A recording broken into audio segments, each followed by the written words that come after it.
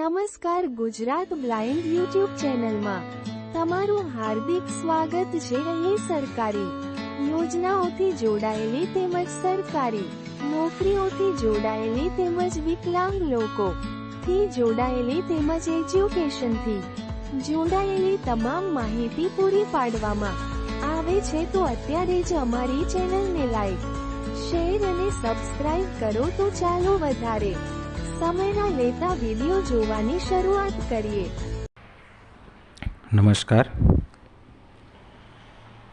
Gujarat blind YouTube channel પર બહુ દિવસો પછી હું વણઝારા પુષ્પક આપ સર્વનો મારી યુટ્યુબ ચેનલ પર હૃદયપૂર્વક હાર્દિક સ્વાગત કરું છું। મિત્રો, આપણે ટાઈપ્સ ઓફ ડિસેબિલિટીની ચર્ચા કરી હતી, બરાબર? અને એમાં આપણે પાર્ટ 1માં 5 ડિસેબિલિટીની ચર્ચા કરી, બરાબર? આજે પાર્ટ 2 તમારી સમક્ષ હું લઈને આવ્યો છું। મેં કીધું 5 પાર્ટમાં એ ડિવાઈડ કરી છે મેં। કેમ કે એક સાથે આપણે એક દિવસમાં વધારે આપણી કેપેસિટી 3 રોટલાની હોય અને આપણે 4 રોટલા ખાઈ જઈએ, રોટલા નહીં, રોટલીની વાત કરું, 3 રોટલીની કેપેસિટી હોય ને આપણે 4 રોટલી ખાઈ જઈએ, કાં તો 1.5 રોટલાની કેપેસિટી હોય અને આપણે 2 રોટલા ખાઈ જઈએ, તો એ કેવી દશા થાય, બરાબર? એટલે એવી દશા ના થાય એટલા માટે હું અલગ અલગ પાર્ટમાં આપણા જે ડિસેબિલિટીના પ્રકાર છે મેં ડિવાઈડ કર્યા છે, બરાબર? પહેલા વિડીયોમાં 5 પ્રકાર ડિસેબિલિટીના લીધા હતા। આજે પણ આપણે 5 પ્રકારની ચર્ચા કરીશું। તો આપણે 6 નંબરનો પ્રકાર આવ્યા છીએ। તો 6 નંબરનો પ્રકાર આપણે ડ્વોર્ફિઝમ, બરાબર? હવે ડ્વોર્ફિઝમ એટલે શું? શરીરનો વિકાસ ન થવો, બરાબર? જેમ કે આપણી હાઇટ, ઘણા નાની હાઇટવાળા વ્યક્તિ તમે જોતા હશો, બરાબર? એમનું હાઇટ 4.10 ફીટ હોય, 4.10 ફીટ હોય, બરાબર? એટલે 4 ફીટ હાઇટ એમની હોય, 4 ફૂટ, બરાબર? 4.10 ફૂટ। તો એ લોકોની હાઇટ એટલી ને એટલી જ રહે, તમે જ્યારે બી માપો ને એટલી ને એટલી રહે। તમે વિચારતા હશો કે એનું કારણ શું?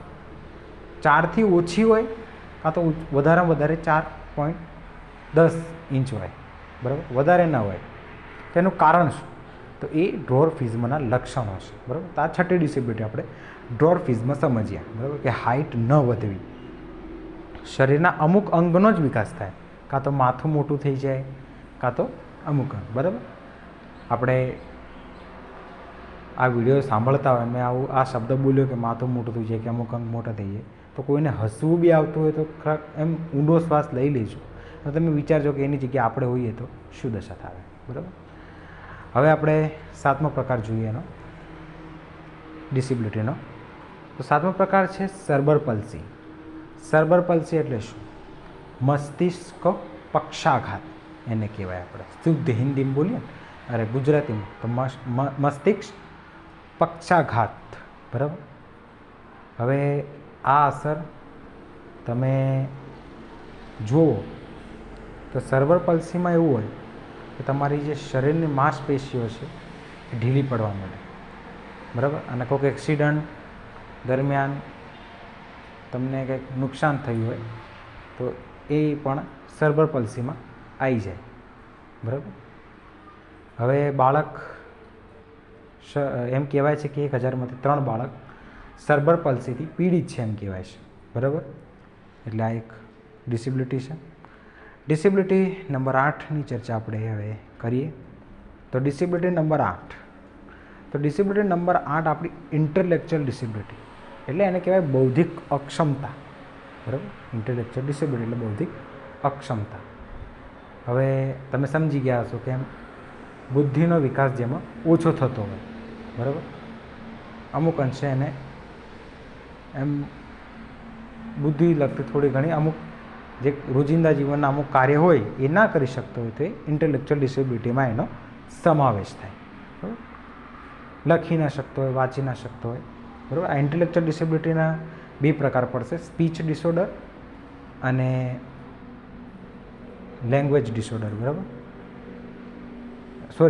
Speech disorder and reading disorder એટલે વાંચી ન શકે અને બોલી નથી શકતો, જે વ્યવસ્થિત લખી ના શકતો હોય તો એની માટે એક મારે સ્પીચ ડિસઓર્ડર અને રાઇટિંગ ડિસઓર્ડર એવું કંઈક છે, બરાબર, બીજા નંબરનું.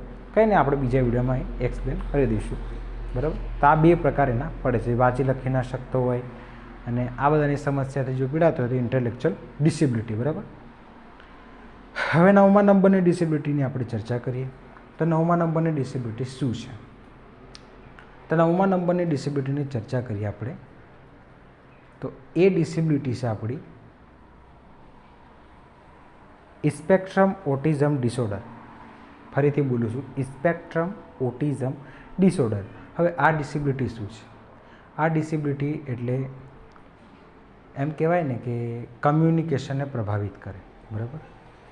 હવે સામાન્ય રીતે તમને કહું ને કે આ ડિસેબિલિટીથી પીડાતો જે બાળક હોય ને, 14 વર્ષનો, 15 વર્ષનો અથવા તો 18 વર્ષનો, 17-18 વર્ષનો, તો એ આપણી જેવા બાળકો સાથે વાતો ન કરે, એને આપણી જેવા સાથે રમવાની મજા પણ ન આવે, બરાબર. એમને આપણી ઉંમરના જે છોકરા હોય ને એમને આપણી સાથે એટલી બધી મજા નહીં આવે અને એ લોકો એમ એક બાજુ ચૂપચાપ જ બેસે અને રોજિંદા જીવનના દૈહિક કાર્યોમાં એમને સમસ્યાઓ થાય, બરાબર. તે સ્પેક્ટ્રમ ઓટિઝમ ડિસઓર્ડરના શિકાર હોય, બરાબર. 10મી અને લાસ્ટ ડિસેબિલિટી આપણે, બરાબર. મેં સ્પીડમાં બોલતો હોય તો મને કહી દીધો, તો પછી આપણે થોડીક સ્પીડ ધીમી કરી દઈએ, ઓકે. હવે આપણે લાસ્ટ પ્રકાર તરફ જઈ રહ્યા છીએ, મલ્ટિપલ ડિઝીઝ, બરાબર. આપણે 10મી ડિસેબિલિટી અને લાસ્ટ ડિસેબિલિટી મલ્ટિપલ ડિસીઝ, બરાબર. હવે આ ડિસેબિલિટીમાં શું હોય? તો આ ડિસેબિલિટીમાં જે વ્યક્તિ એકથી વધુ વિકલાંગતાથી પીડાતો હોય, જેમ કે બ્લાઇન્ડે હોય અને ચાલી ન શકતું હોય, આપણે ઉદાહરણ જોઈએ, બોલી અને સાંભળી ન શકતા હોય, તો એ મલ્ટિપલ ડિઝીઝમાં આવે, બરાબર. એ બહુ વિકલાંગતા એને કહેવાય, બરાબર. આપણા અંધશાળામાં આ બધું બહુ વપરાય કે જે જોઈ ન શકતા હોય ને, અમારા વખતે બહુ વપરાતો. ઘણીવાર મને જોવાતું નથી એટલે મને અમુક વાર નહીં સંભળાય ને તો મને લડતા શિક્ષકો, તને હાલા બીજો સર્ટિફિકેટ કઢાવવો પડશે, કાન નહીં લાગે, બહુ વિકલાંગ છે. એટલે આ મલ્ટિપલ ડિઝીઝ, એમ એકથી વધુ વિકલાંગતા, બરાબર, એને બહુ વિકલાંગતા કહેવાય. તો આ થઈ આપણે 10 ડિસેબિલિટીની ચર્ચા અત્યાર સુધી કર્યા છે. પહેલા વિડીયોમાં 5 અને આ વિડીયોમાં 5, એટલે આમ 10 ડિસેબિલિટીની આપણે ચર્ચા કરી. મને આશા છે કે તમને મારો આ વિડીયો ગમ્યો હશે, બરાબર.